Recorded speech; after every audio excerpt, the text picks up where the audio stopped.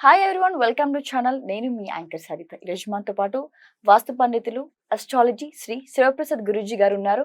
ఆయనతో మాట్లాడదాం. నమస్తే గురూజీ. ఆశీర్వచనం తల్లి.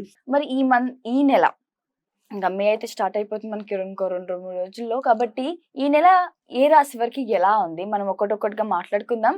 ప్రధానంగా అంటే ఒకవేళ వాళ్ళకి ఆ రాశి నుంచి ఏమైనా ఇబ్బందులు ఉంటే తగు చర్యలు కూడా మీరు మాకు వివరించండి. తప్పకుండా. గురుగారు, కర్కాటం రాశి వారికి ఈ నెల ఎలా ఉంది? శ్రీ మహాగణాధిపతయే నమః. ఐం మహాసరస్వత్యే నమః. శ్రీ లలితాంబికాదేవియే నమః.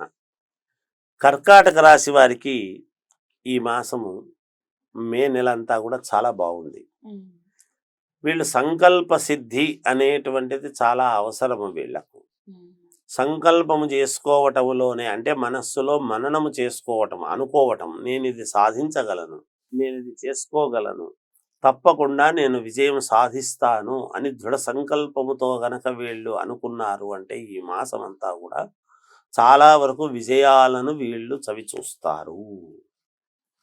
వీళ్ళు సున్నితమైనటువంటి మనస్సు ఉంటుంది.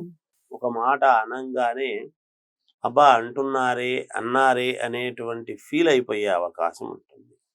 తర్వాత ఆత్మన్యూన్యతా భావం అనేది ఉంటుంది వీళ్ళకు.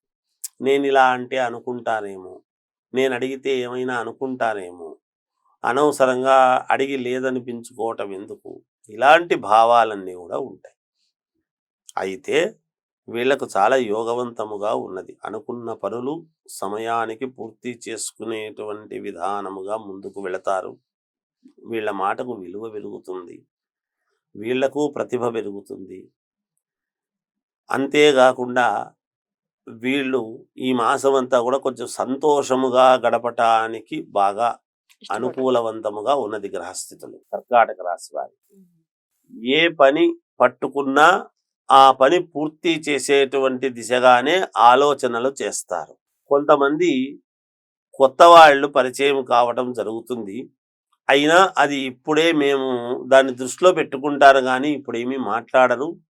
అనుకూలం చూసుకొని వాతావరణం ముందుకు వెళదాములే అనుకుంటారు. బంధువుల యొక్క ఆగమనము అనేటువంటిది వీళ్ళకు చాలా ఆనందదాయకముగా ఉంటుంది. ఎప్పటి నుంచో రాని వ్యక్తులు కూడా వచ్చినారు, మమ్మల్ని కలిసినారు అనేటువంటి ఆనందము కలుగుతుంది గాక వీళ్లకు. విదేశాలకు వెళ్ళాలి అనుకునేటువంటి వాళ్ళు ప్రయత్నాలు చేసుకోవచ్చును. కొత్తగా ఉద్యోగాలు కావాలి అనేటువంటి వాళ్ళు ప్రయత్నాలు చేస్తే తప్పకుండా ఉద్యోగాలు వచ్చే అవకాశం ఉన్నది. అనుకోకుండా క్షేత్ర దర్శనం అనేటువంటిది చేసే అవకాశాలు ఉన్నాయి. వీళ్ళు వెళ్ళి ఏదో ఒక క్షేత్రానికి వెళ్ళి దైవ సన్నిధ్యంలోకి వెళ్ళి దైవారాధన అనేటువంటిది చేసుకోవచ్చును. వ్యాపారాలు చేసుకునేటువంటి వాళ్లకు అత్యంత లాభసాటిగానే వ్యాపారాలు చేసుకుంటారు గాక ఏమి ఇబ్బందులు లేవు. సినిమా రంగములో ఉండేటువంటి వాళ్లకు కూడా చాలా అనుకూలవంతముగా ఉన్నాయి ఫలితాలు, మంచి ఫలితాలు పొందుతారు గాక. కళా రంగములో ఉండేటువంటి వాళ్లకు మంచి అనుకూలవంతముగా ఉన్నది. ఇక విద్యార్థులు చదువుకునేటువంటి వాళ్ళకు చాలా యోగవంతముగా ఉన్నది. మంచి ఉత్తీర్ణత అనేటువంటిది సాధించి తీరుతారు వీళ్ళు. ఎటువంటి ఇబ్బందులు ఉండవు, బాగుంటుంది, చాలా అనుకూలవంతంగా ఉంది.